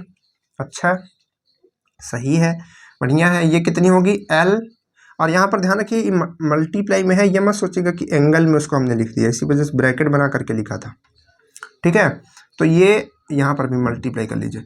यहाँ पर क्या है, l माइनस क्या है एक्स है। ठीक है, इतनी डिस्टेंस हमारे पास में है। अब हम क्या करेंगे, इन दोनों को अगर सॉल्व करते हैं तो हमारा जो रिलेशन है एल में बन करके वो आएगा। कैसे आएगा भाई, कैसे यहाँ से आएगा, तो देखिए यहाँ पर जो रिलेशन बन के आएगा हमारा, अब वो कैसे आएगा, तो सबसे पहले हम इसको थोड़ा सा और सॉल्व करते हैं। इसको सॉल्व करेंगे तो क्या होगा भाई, इसको सॉल्व करेंगे तो ये आपका बन जाएगा आर, और यहाँ से हो जाएगा यहाँ से क्या हो जाएगा, यहाँ से आपका ये आ जाएगा साइन 45, और ये इनटू में एक्स रहने दीजिए, और इधर से क्या होगा, इधर से होगा आर, ये होगा आर साइन 30 इंटू एल, और माइनस में आपका आएगा आर, और यहाँ से आपका आएगा साइन, और फिर से 30 और मल्टीप्लाई में एक्स। ठीक, इस तरीके से आ गया। अब देखिए आर यहाँ पर भी है, यहाँ पर भी है, यहाँ पर भी है, तो हम क्या कर सकते हैं, आर को कॉमन कर सकते हैं और ख़त्म कर सकते हैं। तो हमने क्या किया, आर को इसमें कॉमन ले लिया, और आर को जब हम इन दोनों में कॉमन लेंगे, इन दोनों में कॉमन लेंगे तो आर जो है बाहर चला जाएगा टोटल, तो आर से आर जो है कैंसिल हो जाएगा, आर से आर जो है कट जाएगा, कट गया। अब हम क्या करेंगे, अब हमको वैल्यूज़ रखना है बस, तो चलिए वैल्यूज़ रखते हैं। थोड़ा सा स्लोली इसको इस वजह से बता रहे हैं क्योंकि आपको समझ आ जाए, ठीक है, दिक्कत ना हो। तो अब देखिए यहाँ से क्या लिखेंगे, यहाँ से हम लिखेंगे 1/√2, और क्या लिखेंगे एक्स। अब ये 1/√2 कहाँ से आ गया, तो ये आ गया साइन 45 की वैल्यू। अब साइन 45 की वैल्यू आपको नहीं याद है तो फिर आप रहने दीजिए, तैयारी मत कीजिए, ठीक है, बुरा लगेगा लेकिन तैयारी मत कीजिएगा फिर, ठीक, क्योंकि साइन 45 की वैल्यू तो पता रहनी चाहिए। इक्वल में क्या है, इक्वल में आपका साइन 30 है, तो साइन 30 की वैल्यू क्या होती है, ये आपकी होती है 1/2, और यहाँ पर क्या है एल, एल से मल्टीप्लाई है, माइनस में करके क्या है, माइनस में करके आपका है ये, अच्छा ये साइन 30 है, और यहाँ पर भी साइन 30 ही है, तो ये आपका आ जाएगा 1/2, और इनटू में क्या रहेगा, आपकी बारी एक्स रहेगा। ठीक है, ये चीज़ आ जाएगी 1/2 आ जाएगा साइन का। अब इसके बाद क्या करेंगे, हम एक्स और एक्स को साथ में कर लेते हैं, ये वाला एक्स है इसको इधर लाते हैं, तो इसको इधर लाएंगे तो क्या हो जाएगा 1/√2, और इसको इधर लाएंगे तो प्लस में करेंगे 1, मतलब कि ये एक्स मल्टीप्लाई में है तो आप इसको क्या कर सकते हैं, इसको यहाँ पर ऊपर और इसको यहाँ पे ऊपर कर सकते हैं ऐसा, ठीक है, इस तरीके से जो x है उसको लिख सकते हैं। ठीक, तो अब यहाँ से क्या होगा, अब ये चीज़ आप इधर बाहर लाएंगे तो यहाँ से क्या बचेगा, ये प्लस में आ गया तो ये इधर आ जाएगा 2, ठीक, और इक्वल में क्या बचेगा, केवल l/2, हमने इसको ऐसे लिख दिया। हाँ, चलिए इसको हटाते ही इरेज करते हैं भाई, इधर का बाकी का इसको हटा दिया जाए, सॉल्व करते हैं यहाँ पे ना, यहाँ पे इसको सॉल्व करते हैं, ठीक है। चलिए तो यहाँ पर इसको सॉल्व करते हैं, फिर से जगह बना ली है। तो अब इसको सॉल्व करें तो क्या करेंगे, यहाँ से हम x को कॉमन कर लेते हैं, बाहर कर लेते हैं x को, और यहाँ से हम जब इन दोनों को सॉल्व करेंगे तो हो जाएगा 2/√2, और इधर 2 का मल्टीप्लाई होगा 2 और प्लस में √2, ठीक, √2 हो जाएगा। इसके बाद इक्वल में क्या आएगा, इक्वल में आपका आएगा l/2, तो यहाँ से 2 से 2 आप चाहें तो कट कर सकते हैं। आपको क्या निकालना है, आपको x निकालना है, अच्छा x निकालना है, तो आप क्या कीजिए, इस पूरे पार्ट को उधर भेज दीजिए, तब तो x अकेला हो जाएगा और तभी तो उसकी वैल्यू निकलेगी। तो यहाँ से क्या आएगा, यहाँ से आएगा थोड़ा पास में लिखते हैं l/2, और ये पार्ट इधर जाएगा तो उल्टा होकर के जाएगा, कहने का मतलब ये चीज़ ऊपर जाएगी और ये चीज़ नीचे आ जाएगी, तो ये हो जाएगा 2/√2, और नीचे में रहेगा 2 + √2, तो इस 2 से ये वाला 2 जो है कट जाएगा, कट गया, तो टोटल कितना आएगा, टोटल आएगा l और √2, और अपॉन में आएगा 2 + √2, इतना 2 आ गया है, कन्फ्यूज आ गए हैं भाई, है ना, कन्फ्यूजन होता है, नहीं होता है। चलिए कैसे सॉल्व करेंगे आगे देखिएगा, ध्यान से देखते चलिएगा, बस समझते चलिएगा, ठीक है, प्रोसेस। तो यहाँ से ये आ गया, तो अब हम क्या करेंगे, इसको कैसे सॉल्व करेंगे, इसको हम सॉल्व करेंगे भाई परिमेयीकरण कर देंगे, क्योंकि ऐसा ऑप्शन हमारे में तो है ही नहीं, तो हम क्या करेंगे परिमेयीकरण कर देंगे। तो 2 + √2 है तो इसको मल्टीप्लाई कर देंगे 2 - √2 से, और इधर भी हो जाएगा 2 - √2 से। तो ये इन दोनों में फार्मूला लग जाएगा ए स्क्वायर माइनस बी स्क्वायर का, तो 2 का स्क्वायर करेंगे 4 और अंडर रूट 2 का स्क्वायर करेंगे तो 2। तो अब अगर इन दोनों को ध्यान से देखेंगे, मतलब कि इसको आप अंदर मल्टीप्लाई कर दीजिए, तो मतलब एल को बाहर ही रखिए, जो एल है इसको आप बाहर रखिए, ठीक है, और केवल अंडर रूट 2 को अंदर भेज दीजिए। जब अंडर रूट 2 को अंदर भेजेंगे तो क्या होगा, 2 अंडर रूट 2, सही बात है, ये इसके साथ जाएगा तो 2 अंडर रूट 2 और माइनस, और अंडर रूट 2 मल्टीप्लाई होगा तो 2 आएगा, ठीक है ना, सही है। चलिए इसके बाद क्या करेंगे, इसके बाद एल बाहर ही रहेगा और 2 इसमें भी दिख रहा है, इसमें भी दिख रहा है, तो उसको बाहर कर लेंगे तो ये 2l हो जाएगा और अंदर केवल बचेगा अंडर रूट 2 और माइनस में 1 और नीचे क्या बचेगा 2। तो इस 2 से ये 2 कट जाएगा। बहुत लंबा प्रोसेस हो रहा है क्या, ये जल्दी से आपको करना है भाई, है ना, जल्दी से करना है। चलिए तो ये कैसे करेंगे, फिर यहाँ से आ जाएगा l और आएगा अंडर रूट 2 और आएगा 1। तो ऐसा भी तो आंसर आपका नहीं आ रहा है, तो अब आपको क्या करना पड़ेगा, अब आप देखिए, अब आपको याद रखना पड़ेगा कि अंडर रूट 2 की वैल्यू क्या होती है, तो क्या होती है 1.404, यही होती है अंडर रूट 4, नहीं 40 नहीं, अंडर रूट 414 होती है यार, 14, ठीक है, ये वैल्यू होती है अंडर रूट 2 की, ठीक। तो कम से कम आप अंडर रूट 2 अंडर रूट 3 इन सब की वैल्यू याद रखिए। तो यहाँ से -1 आएगा, ठीक। तो अब अगर आप इसको सॉल्व करेंगे तो ये आपका हो जाएगा l और यहाँ से 1 घट जाएगा तो ये बचेगा 0.414। और यहाँ से फिर से बताना चाहेंगे, अगर आप इसमें 1 नहीं घटा पा रहे हैं तो फिर आपकी गड़बड़ी है, ठीक है। तो ये सब आप सीखिए, अगर नहीं सीखे हुए हैं तो फिर ये सब बचपन में सिखाया जाता है, फिर रहने दीजिए, तैयारी वारी नहीं होगी फिर, ठीक। देखिए समझ लीजिए, ये इकाई है तो इकाई में घटेगा, इधर नहीं घटेगा, ये सब डेसिमल की नंबर्स है तो इधर वाले में घटेगा, बता दे रहे हैं। तो यहाँ से ये 0 हो गया, बाकी के नंबर वही हैं। तो अब अगर आप इसको मल्टीप्लाई कर देंगे तो कितना हो जाएगा 0.414l, ठीक है। बात क्लियर है कि नहीं है, आ गया कि आंसर नहीं आया, ठीक। चलिए इसको जल्दी से नोट कीजिए, समय लगा थोड़ा सा, धीरे धीरे समझा रहे थे ताकि आपको कन्फ्यूजन ना हो, थोड़ा बड़ा क्वेश्चन था ना इस वजह से। तो ऐसे क्वेश्चन आ सकते हैं एग्जाम में, ठीक है, ऐसे क्वेश्चन आ जाएंगे तो आप कर पाएंगे, ठीक है। आप बताइए ऐसे क्वेश्चन आ जाएंगे तो कर पाएंगे कि नहीं कर पाएंगे, बिल्कुल खटाखट कीजिएगा, ठीक है। चलिए आगे बढ़ते हैं नेक्स्ट यहाँ पर क्वेश्चन की तरफ, इसको हटाते हैं, इरेज करते हैं। चलिए इसके बाद यहाँ पर देखिए जो मोमेंट के क्वेश्चन होते हैं इसी तरीके से होते हैं, हमने बहुत सारे क्वेश्चंस आपको लगाए, बताए, ठीक है, और उसमें समझाए कि कैसे कैसे आप क्वेश्चन जो है कर सकते हैं मोमेंट के, ठीक। और कपल के भी हमने बताए, तो आप उसको देखिए और ज़्यादा से ज़्यादा क्वेश्चन की प्रैक्टिस कीजिए। ये सब यहाँ से कहाँ से आ गया, अच्छा ठीक है, ठीक है, बात समझ पा रहे हैं। अब हम लोग बात करते हैं सेंटर ऑफ ग्रेविटी की। सेंटर ऑफ ग्रेविटी बहुत ही बढ़िया टॉपिक है, आपको हम कुछ एग्जाम्पल से समझाना चाहेंगे। हमारे पास कुछ एग्जाम्पल है, चलिए हमारे पास एक हाइलाइटर है, हाइलाइटर, ठीक है। इसको हम अपने हाथ पे या फिर मान लीजिए कि अपनी डायरी पे, ये हमारी डायरी हो गई, ठीक, दिस, और इसको हम क्या करेंगे, इस पे रखने की कोशिश करते हैं। हो गया, अच्छे से रखा हुआ है, बहुत अच्छी बात है। अगर हम इसको इतना थोड़ा सा पुश करेंगे फिर छोड़ेंगे, तो ये थोड़ा सा कंट्रोल करने की कोशिश किया लेकिन गिर गया। फिर से कोशिश करते हैं, लेट्स ट्राई, फिर से। अगर मतलब इसको हम थोड़ा सा पुश कर दे रहे हैं तो ये कंट्रोल नहीं कर पा रहे, ये थोड़ा मेरा हाथ भी हिल रहा है, तो हो सकता है शायद 1-2 बार करके वो रुक जाए, ठीक। ऐसा भी हो सकता है कि अगर हम ज़्यादा कर दें तो वो कंट्रोल ना कर पाए, गिर पाए। बात समझ पा रहे हैं।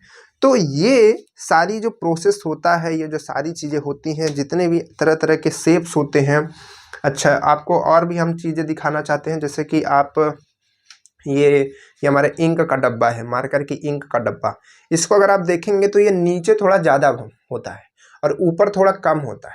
ये सब किसके वजह से होता है, ज़्यादा का मतलब यहाँ पर थोड़ा ज़्यादा चौड़ा होता है, ऊपर थोड़ा पतला होता है, थोड़ा सा मिनिमम, ठीक है। तो यहाँ पर ये जो चीज़ें होती हैं किस वजह से होती हैं, तो उसका मेन कारण होता है सेंटर ऑफ ग्रेविटी। बहुत ही ज़्यादा ज़रूरी टॉपिक है, बहुत ही ज़रूरी है किसी भी चीज़ को काम करने के लिए। देखिए आपको लगता है कि हम किसी भी चीज़ को, जैसे मान लीजिए कि एज एग्जाम्पल कि मान लीजिए कि आप सोचते हैं कि यार एक गाड़ी हो, ठीक है, एग्जाम्पल के लिए आपको दिया गया कि आप सोचिए कोई चीज़ नई बनाने के लिए ठीक है, तो आप क्या करेंगे, सोचेंगे कि गाड़ी हो जिसमें पेट्रोल और डीजल से नहीं चलती हो, वो एक सोलर पैनल से चलती हो, सोलर से चलती है, सोलर से।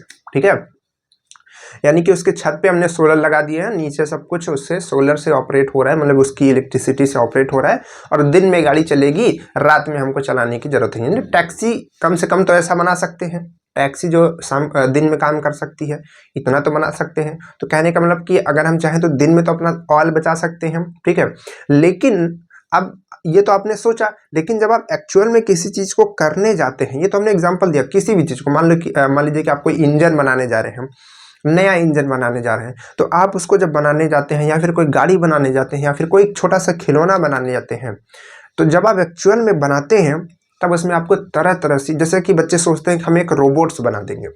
ठीक है, रोबोट बना देंगे कि वो ऐसे करके चलेगा, ऐसे करके चलेगा। तो ठीक है, आपने सोच लिया, आपने ये भी प्रोसेस सोच लिया कि वो कैसे पैर उठाएगा और कैसे दूसरा पैर रखेगा, आपने सारा कुछ सोच लिया। लेकिन लेकिन आप ये नहीं समझ पा रहे हैं, ये कैलकुलेशंस नहीं कर पाएंगे जब तक आप पढ़ेंगे नहीं इस टॉपिक को। ये कैलकुलेशंस नहीं कर पाएंगे कि जब वो दो पैर पे तो ठीक खड़ा है, लेकिन जब एक पैर उठाएगा तो वो गिर जाएगा।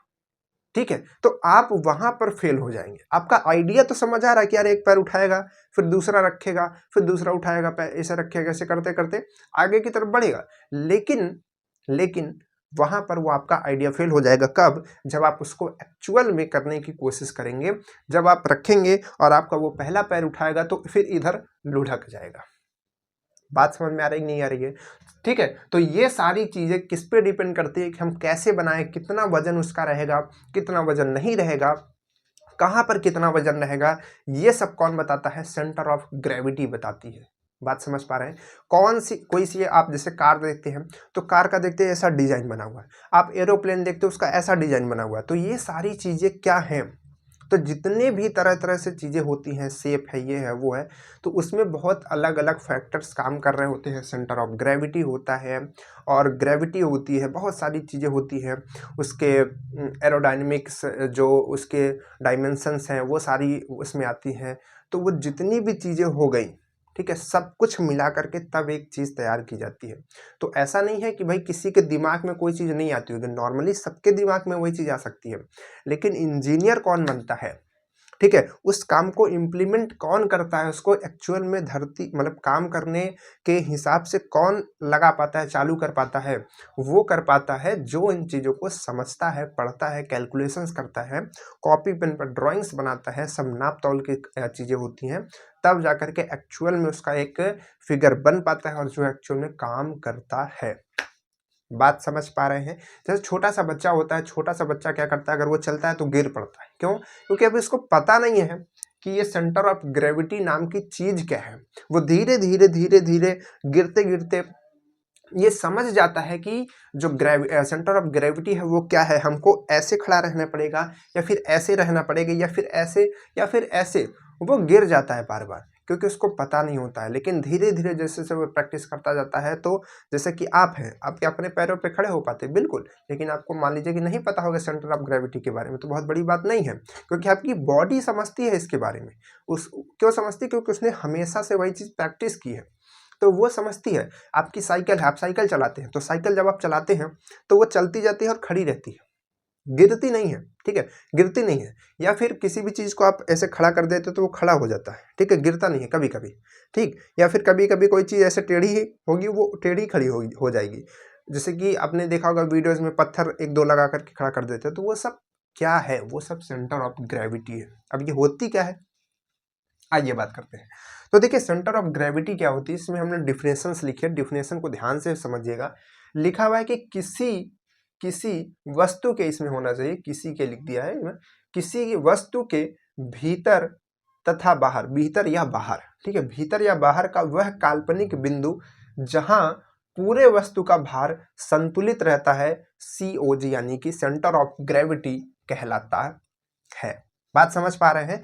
चलिए, हमारे पास कुछ चीज़ें यहाँ पर हैं, जैसे कि एग्जाम्पल्स में समझाने के लिए बहुत कुछ यहाँ पर हमारे पास में होता है। ये एक अगरबत्ती है, और इससे क्या होता है आपको बताने की आई थिंक ज़रूरत नहीं है। क्या होता है भाई? इससे मच्छर जो है उनका सत्यानाश किया जाता है, सॉरी ये गलत वर्ड है, उनको मतलब कि मारा जाता है, इससे उनको ख़त्म किया जाता है, ठीक है, ताकि वो काटे नहीं हम लोग। तो यहाँ पर क्या है कि ये आप देख पा रहे हैं। तो अब अगर हम इस डंडी को ध्यान से समझिएगा, इस डंडी को हम यहाँ पर ऐसे पकड़ना चाहें, ठीक है, यहाँ पर पकड़ना चाहे तो ये देखिए बार बार ये नीचे की तरफ आने की कोशिश कर रही है। हम इसको छोड़ दिए, देखिए ये टिकी हुई है वो, बट ये टेढ़ी है इधर की तरफ, ठीक है। तो हो सकता है कि हम अगर इसको थोड़ा सा और आगे बढ़ा दे तो अब देखिए पलट गई, समझ पा रहे हैं। तो कहने का मतलब है कि इसका एक पॉइंट ऐसा कोई होगा, ऐसा नहीं दिख रहा है तो यहाँ से लेकर लेते हैं, यहाँ पर इसका कोई ऐसा एक पॉइंट होगा जहां पर जब ये आएगी तो एकदम ये टिक जाएगी, तब ये गिरेगी नहीं। अब ये पॉइंट कौन सा पॉइंट होगा? ये पॉइंट वही पॉइंट होगा जिसको हम लोग कहते, इधर से, जिसको हम लोग कहते हैं सेंटर ऑफ ग्रेविटी। क्या कहते हैं? Centre of gravity. तो इसका एक सेंटर ऑफ ग्रेविटी पॉइंट होगा जहां पर अगर हम फोर्स लगाएंगे, चाहे थोड़ा सा ही फोर्स लगाएंगे, मतलब कहने का मतलब है कि एक जैसे हमारी सुई होती है, सुई की नोक के बराबर भी लगाएंगे तो ये दोनों का दोनों जो है आपस में टिका रहेगा।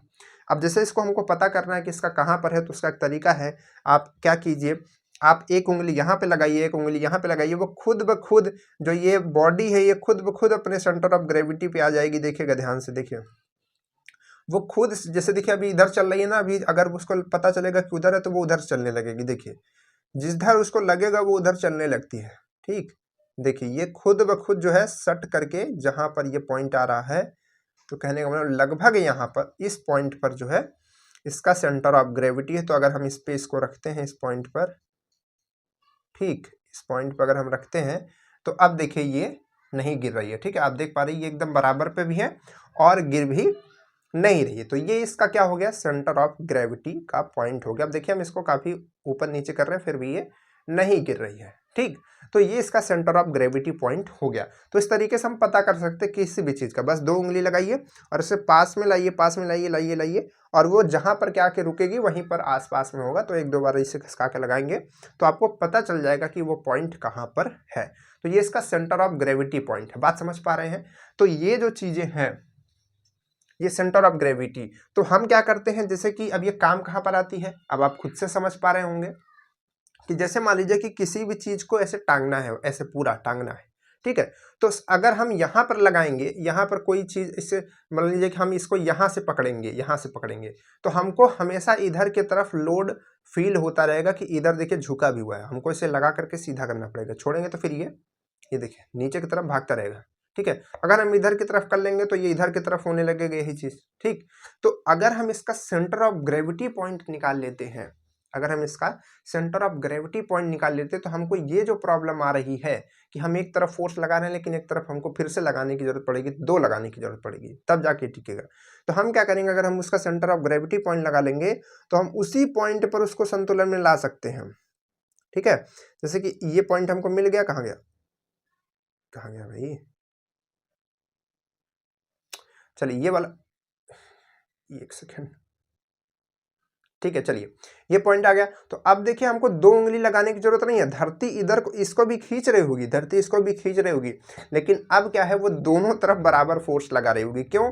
क्योंकि देखिए इधर मटेरियल ज्यादा है, देखिए घूम भी गया तब भी नहीं गिरा। तो देखिए इधर मटेरियल ज्यादा है, ठीक है, और इधर मटेरियल इतना है, लेकिन ये डंडी थोड़ा सा है, तो उसको मैनेज करके तभी तो बराबर यहाँ पर आ रहा होगा। बात समझ पा रहे हैं? तो जो तराजू वगैरह बनती है इसी कॉन्सेप्ट पर बनती है कि जब उसकी डंडी होती है उसमें बीच में या फिर कहीं पर भी हम लगा सकते हैं, ऐसी भी तराजू हम बना सकते हैं, बराबर रहेगी। लेकिन उसको ध्यान ये रखना है, जरूरी नहीं कि उस डंडी के बीच में ही हो, है ना, हो सकता है तराजू इधर मोटी हो तो जिधर मोटी होगी उसके पास में आ जाएगा। और एक चीज आप समझिए कि जहां पर लोड ज्यादा होता है, जैसे कि मान लीजिए कि हम आपको एक एग्जाम्पल से समझाना चाहें, हम क्या करेंगे, एक छोटा सा कैप लाएंगे, इसका हम एक छोटा सा कैप लाएंगे। देखिए हर एक चीज को थोड़ा प्रैक्टिकली समझ लीजिए क्योंकि टॉपिक प्रैक्टिकली है। तो जैसे मान लीजिए हमारे पास ये कैप है, तो हम क्या करेंगे, इसको इसमें पहना देंगे। तो इधर का हमने क्या कर दिया, वजन बढ़ा दिया। एक सेकंड, ये बार बार गिर जाएगा, कोई छोटी सी कैप लाते हैं। चलिए ये हमारे पास कैप है, ये पेन की एक कैप है। तो ये कैप है, तो अगर इसको पहना देंगे तो इधर का वजन बढ़ जाएगा। अब देखिएगा हम आपको क्या बताएं कि जिधर वजन बढ़ेगा, जैसे कि इधर हमने वजन बढ़ा दिया, तो जो आपका सेंटर ऑफ ग्रेविटी पॉइंट है वो इसी के तरफ शिफ्ट होगा, मतलब ये इधर नहीं जाएगा। अभी तक यहाँ पर था ना, तो अब ये और पास में इसके आएगा, देखेंगे, चलिए दिखाते हैं। हम क्या करेंगे, फिर से इसको पता लगाने के लिए ऐसे 2 उंगली रखेंगे और फिर से आगे बढ़ाने की कोशिश करेंगे, तो वो जहाँ पर होगा वो खुद ब खुद वहीं पॉइंट पर आ जाएगा। आ गया, ठीक है। ये मिल रहा है यहाँ पर लगभग। तो चलिए यहाँ पर रखने की कोशिश करते हैं, फिर देखते हैं क्या ये बराबर पे आ रहा है कि नहीं। ठीक है, एक सेकंड, थोड़ा सा क्या है कि अब ऐसा तो ये हाथ थोड़ा सा मोटा रहता है। अब देखिए, अब यहाँ पर आप देख पा रहे हैं कि ये जो अभी तक सेंटर ऑफ ग्रेविटी यहाँ पर था, कुछ इस पॉइंट पर था, अब वो चल करके इधर आ चुका है। कहने का मतलब है कि जिधर हम यहाँ पर मास बढ़ाते चलेंगे, सेंटर ऑफ ग्रेविटी उधर की तरफ ही बढ़ता चलेगा। अगर हम इधर और वजन कर देंगे तो ये सेंटर ऑफ ग्रेविटी जहाँ पर इस पॉइंट पे है, यहाँ से खिसक करके और यहाँ पर आ जाएगी। बात समझ पा रहे हैं, समझ पा रहे हैं? इन चीज़ों को प्रैक्टिकली समझिए, बहुत मजा आएगी, ठीक है। इन चीज़ों को प्रैक्टिकली समझिए। तो देखिए एकदम बस बराबर हुआ है, समझ पा रहे हैं ना। अब देखिए ये जादू ही है फिजिक्स का। तो अब देखिए इसको हम और पास में करेंगे तो इधर की तरफ फिर गिरने लगेगा। लेकिन अगर इधर हम और वजन बढ़ाएं तो ये और पास आएगा। और वजन बढ़ाया जाए, और वजन बढ़ाया जाए। अब हमारे पास क्या है भाई, वजन बढ़ाने के लिए कोई चीज़ है? चलिए, हमारे पास वजन बढ़ाने के लिए एक और ढक्कन है, ठीक है। तो क्या करते हैं, इस ढक्कन को इसी ढक्कन के अंदर डाल देते हैं। इस ढक्कन को इसके अंदर डाल देते हैं। एक सेकेंड, इसको निकालते हैं तब, ठीक है। चलिए, इसको हमने ये निकाल दिया है। अब इसको हम इसके अंदर और डाल देते हैं तो ये और भारी हो जाएगा, थोड़ा सा और भारी हो जाएगा, ठीक। ये कुछ ज़्यादा ही भारी हो गया क्या? चलिए, अब देखिए ऐसा भी हो गया। चलिए, ये देखिए इस तरीके से हो गया।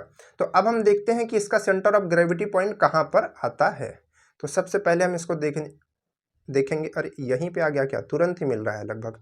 लगभग ये इसी के आसपास में आ रहा है। मतलब कि जो ये पॉइंट आपका है, ये जो आपका पॉइंट है, देखिए देखते हैं, आई थिंक यहीं पे ये खिसक जा रहा है।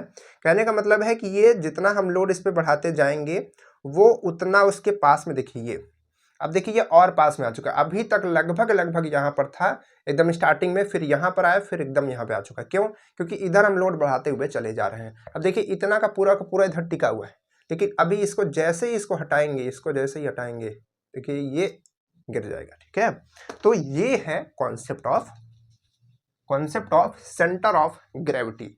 मजा आई, समझ आया? चलिए, तो समझ गए ना। तो किसी वस्तु के भीतर, यहां पर वस्तु लिख लीजिए, किसी वस्तु के या वस्तु, अच्छा ये वस्तु नहीं, ये दूसरा, यहां पर लिखना है एक ठो वस्तु। और किसी वस्तु के भीतर या फिर बाहर का वह काल्पनिक बिंदु जहां पूरे वस्तु का भार संतुलित रहता है, सेंटर ऑफ ग्रेविटी कहलाता है। अब ये जरूरी नहीं है कि जैसे कि ये डंडी है, जैसे कि मान लीजिए कि हम आपको एक एग्जांपल देना चाहते हैं। जैसे कि मान लीजिए कि ये रिंग है, ठीक है, ये हमारी रिंग है।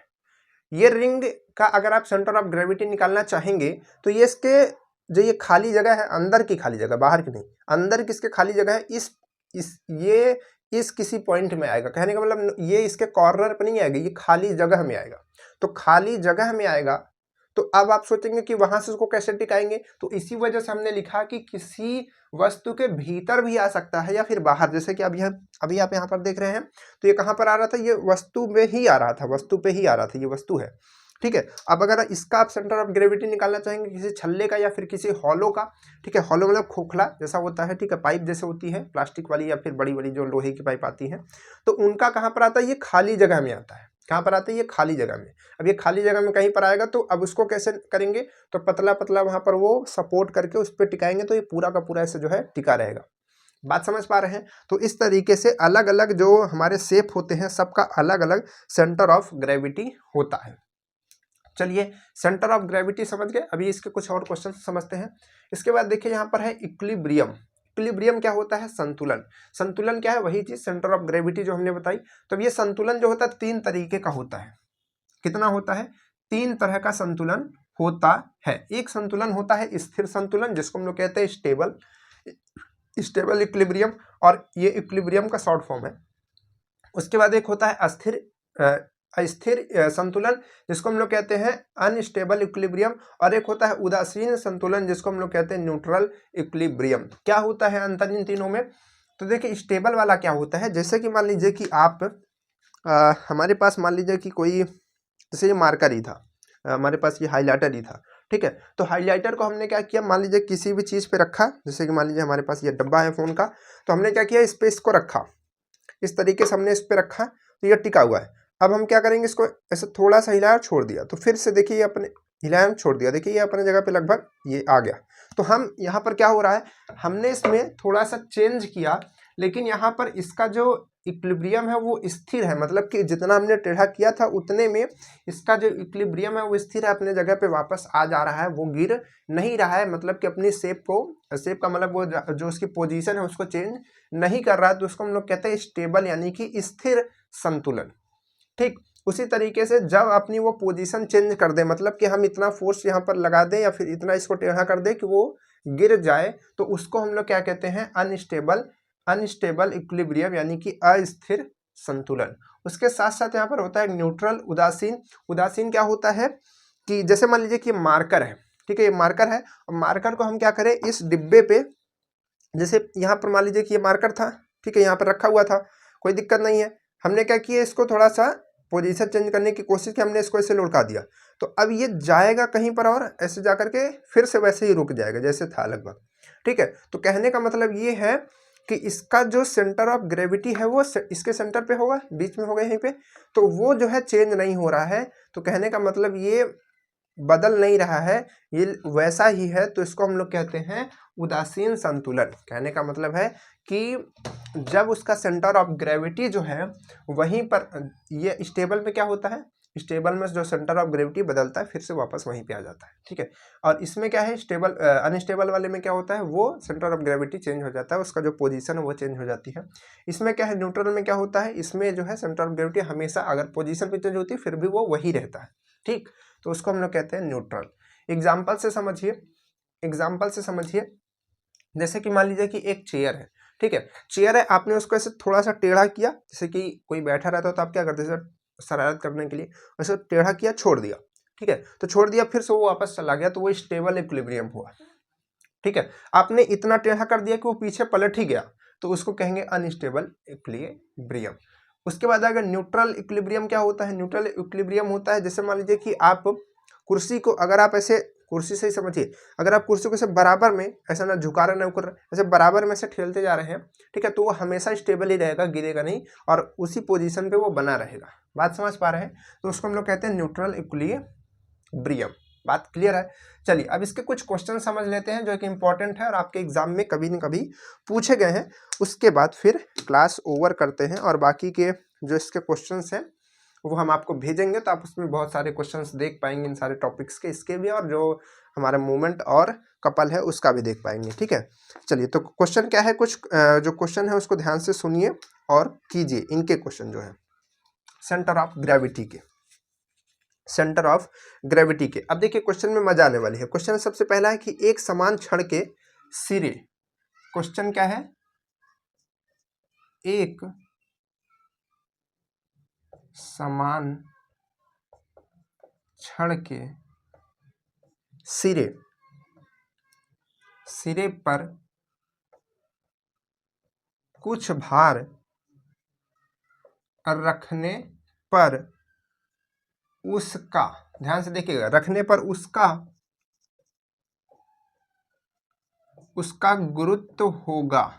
ठीक है, मतलब कि अगर एक कोई समान क्षण है, उसके हमने एक सिरे पर कुछ ना कुछ लोड लगा दिया, जैसे अभी हम लोग क्या कर रहे थे, अभी जो हमारा पतला सा छड़ी था कहाँ गया भाई, तो उसमें हम लोगों ने क्या किया, एक सिरे पर कुछ लोड लगा रहे थे, तो उसके गुरुत्व केंद्र पर क्या अंतर हो रहा था, उसका जो गुरुत्व होगा, ठीक है, उसका जो गुरुत्व केंद्र होगा उस पर क्या अंतर हो रहा था, गुरुत्व केंद्र लिखिए पूरा, गुरुत्व केंद्र क्या हो रहा था, ऑप्शन क्या क्या है, पूर्वत, यानी कि जो पहला था मतलब पहले जैसा ही था, पहले जैसे ही रहेगा, मतलब कि जहां पर था पहले वहीं पर रहेगा, तो ये बात तो पहले ही गलत हो गई, क्योंकि वहीं पर तो नहीं रहेगा, कुछ ना कुछ तो इधर उधर खिसक रहा था वो।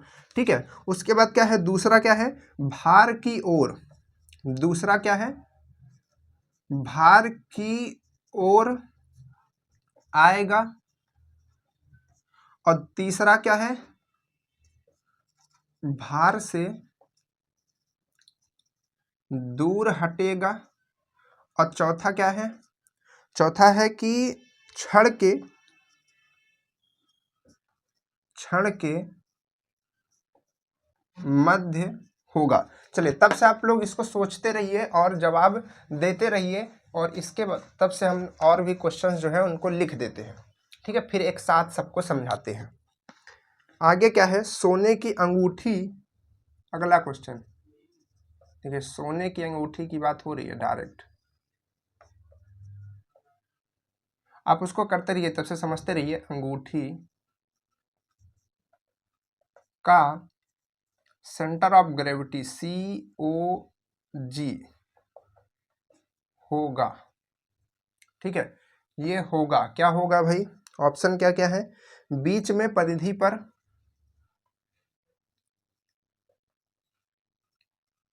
अंगूठी के बीच में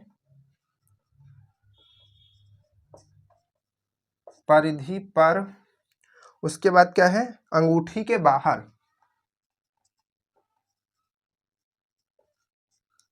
अंगूठी के बाहर, और एक है नन ऑफ दीज, ठीक है। इसके बाद अगला क्वेश्चन क्या है, इसको भी आप समझते रहिए, करते रहिए। एक है कि लेटी हुई बोतल का संतुलन है, अच्छा संतुलन वाला क्वेश्चन आ गया, तो ये क्वेश्चन क्या बन रहा है, लेटी हुई बोतल, लेटी हुई बोतल, कहाँ की बोतल, पेप्सी की, लेटी हुई बोतल का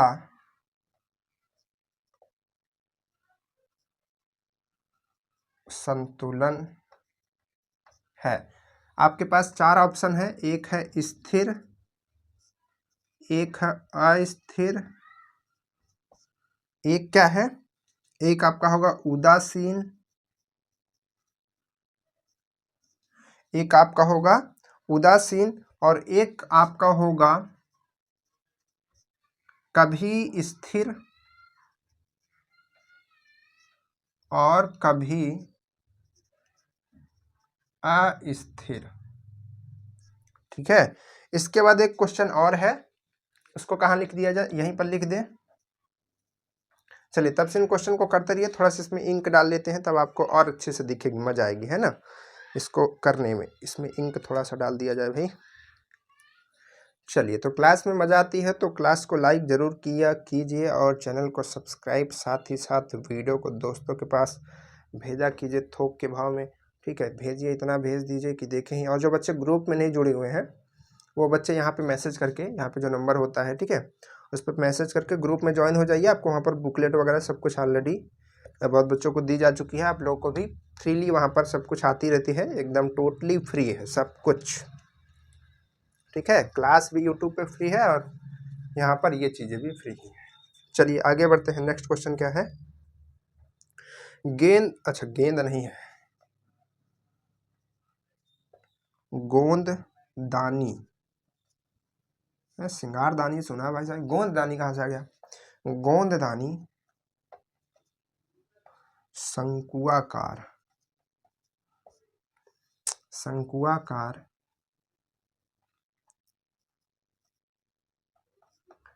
क्यों होती है या फिर बनाई जाती है,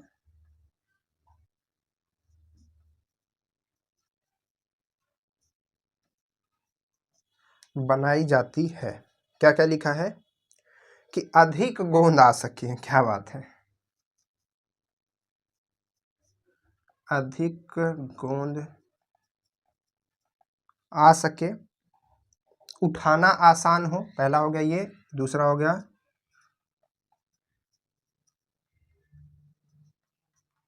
उठाना आसान हो, दूसरा हो गया, तीसरा है सुंदर दिखती है, क्या बात है,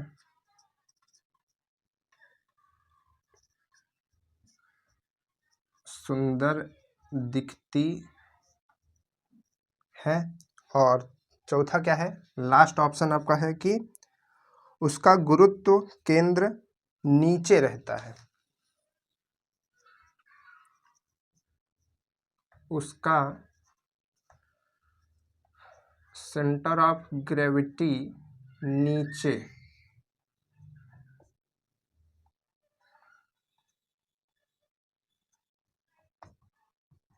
रहता है। चलिए, इतनी गंदी राइटिंग है इसीलिए पहले से चीज़ों को लिख करके रखते हैं ना, ताकि आपको दिक्कत ना हो। चलिए, तो आप समझते हैं इन क्वेश्चन को। 4 क्वेश्चन है, ठीक है, इनको पहले समझ लेंगे, फिर उसके बाद और भी क्वेश्चन आपसे ऐसे डिस्कस कर लेंगे। तो देखिए यहाँ पर क्या है, यहाँ पर सबसे पहला क्वेश्चन है कि एक समान छड़ी के सिरे पर, ठीक है, हमने कहा कि एक समान छड़ी है, इसका सेंटर ऑफ ग्रेविटी जहाँ पर भी होगा, मान लीजिए यहाँ पर है, ठीक, तो वो कहीं पर था, वो जहाँ पर भी हो सकता है, ज़्यादातर जो समान होती है उसका बीच में होता है, ठीक है, तो बीच में था, जो भी रहा होगा। तो उसमें क्या किया गया कि कुछ भार लगा दिया गया उसके एक सिरे पर, जैसे यहाँ पर हमने कुछ वजन लटका दिया, तो उसका गुरुत्व केंद्र क्या होगा, उसका गुरुत्व केंद्र मतलब जहाँ पर वो बराबर अच्छे से संतुलित होगी वही उसका गुरुत्व केंद्र होता है। जहाँ पर वस्तु संतुलित होती है वही उसका गुरुत्व केंद्र होता है। तो पहले जैसा तो नहीं होगा, ये तो हमने बता दिया भाई, कुछ ना कुछ तो इधर उधर खिसकेगा भाई। जब हम जैसे कि वजन लटका रहे थे, इसमें जब वजन लटका रहे थे तो ये जो है ये किधर शिफ्ट हो रहा था, इधर की तरफ आ रहा था ना, आपने खुद से देखा अपने आंखों से। तो ये तो नहीं हो सकता पहले के जैसा, और क्षण के मध्य में तो हो ही नहीं सकता, क्योंकि अब वो कुछ ना कुछ इधर वजन बढ़ गया है।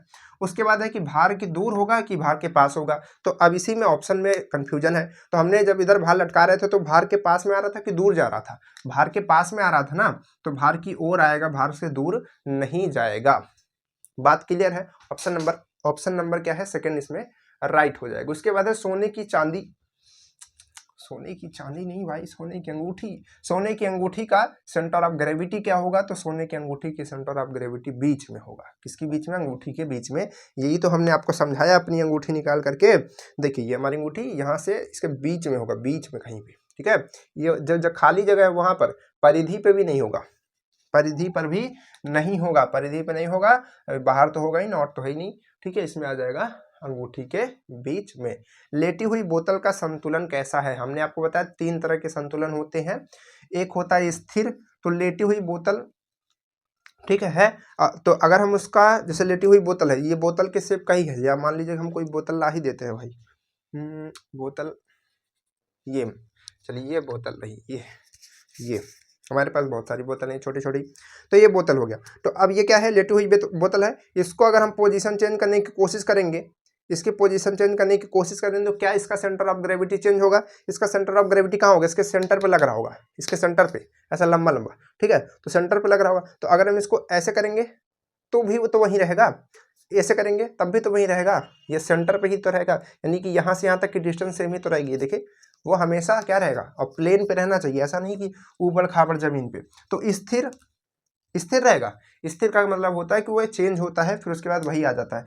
अस्थिर का मतलब होता है कि एकदम बदल जाए, उसका शेप, मतलब जो पोजीशन है वो चेंज हो जाए। तो यहाँ पर लेटी हुई बोतल का रहता है उदासीन। जैसे कि बॉल होती है ना, जैसे बॉल होती है, बॉल, ये आपका सड़क है, आपने यहाँ पर बॉल रखी, लुढ़का दी, तो इसका सेंटर ऑफ ग्रेविटी यहाँ पर है, तो जब वो लुढ़केगी तब भी यहीं पर रहेगा, वो हमेशा वहीं पर रहेगा, चाहे यहाँ पे रहे, यहाँ पे रहे, कहीं भी रहे।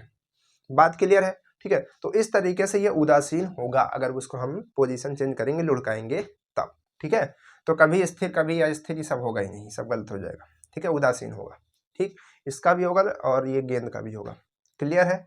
चलिए उसके बाद क्या है, उसके बाद है गोंददानी। हाँ, ये गोंददानी क्या होती है भाई, सिंगारदानी जानते हैं भाई, ठीक है, लेकिन गोंददानी क्या होती है, गोंददानी होती है कि जिसमें हम गोंद रखते हैं। सिंगारदानी क्या होती है, जिसमें हम लोग सिंगार की चीजें रखते हैं, शीशा वगैरह हो गया, ठीक है, बच्चों के लिए, ठीक है। बच्चे शीशा ही देखते हैं बस, सिंगार के नाम पे, शीशा, और एक ठो कंघी रहेगी, और हो गया थोड़ा बहुत, मान लीजिए कि थोड़ा थोड़ा चीज़ें और कुछ रहेंगी, और क्या रहेगा, ठीक है, बहुत रहेगा, फेस वॉश रहेगा, वो भी रहता नहीं है। चलिए, तो यहाँ पर क्या है कि गोंददानी क्या होता है, ठीक है। गोंददानी होती है जिसमें गोंद रखी जाती है। अब गोंद क्या होती है भाई, अगर गोंद जमीन पे गिर गई, कैसे भी सोचिए, जैसे गोंद हमने क्या किया है, इस डब्बे में भर के रखा हुआ है, ठीक है, ढक्कन इसका खुला हुआ है, कुछ भी है, तो क्या है कि इसमें हमने भर के रखा हुआ है और ये गिर गया, तो पूरा का गोंद जो है पलट जाएगा। बात समझ पा रहे हैं। तो कोई भी आप गोंददानी देखेंगे, जब आप कभी गोंद खरीदने जाएंगे डब्बे में, तो गोंददानी जब भी देखेंगे तो इसमें कैसा होगा, या फिर जिसमें गोंद रखी जाती है, ठीक है, वो हमेशा आपको इस तरीके से दिखेगा, ऐसा, उसका जो डब्बा है इस तरीके से दिखेगा आपको। अच्छा, अपने घर पे कौन कौन से डब्बे ऐसे दिखते हैं, कौन कौन से डब्बे इस तरीके से दिखते हैं। इस तरीके से आपने कौन कौन से डब्बे देखे हैं?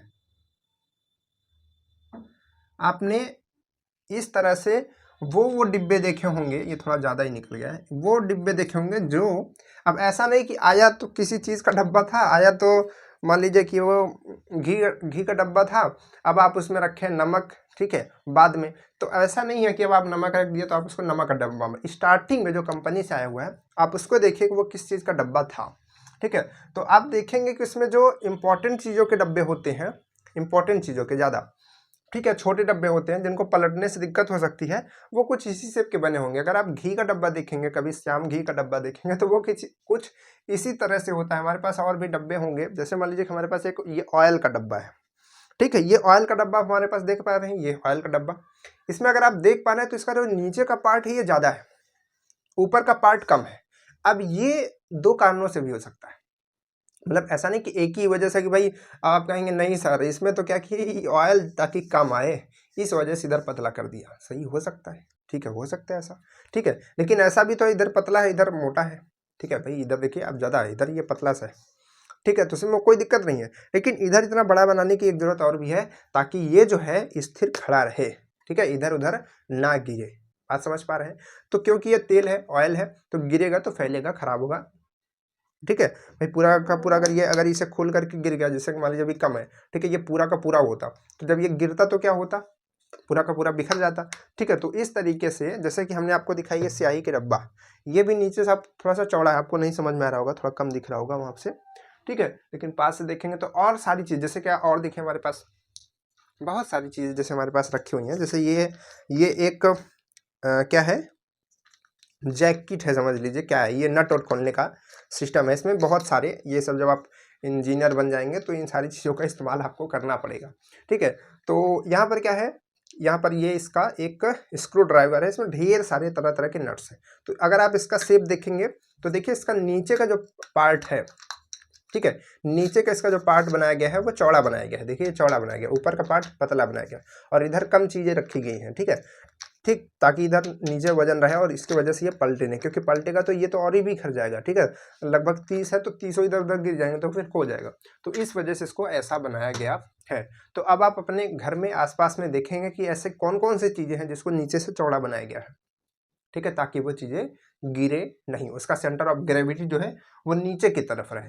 तो ये किस शेप का होता है, ये शंकु के शेप का होता है, शंकु समझते ना, शंकु कैसा होता है, अरे भाई शंकु इस तरीके से होता है, ऐसा ऐसा ऐसा होता है ना शंकु, भूल गए क्या, शंकु उनको सब क्लास 8 में पढ़े थे सब, अभी आएगा मेंसुरेशन जब पढ़ाएंगे तो, ठीक है। तो इस तरीके से होता है, तो इससे शंकु को कट कर देते तो ये छिंडक बन जाता है, ठीक है।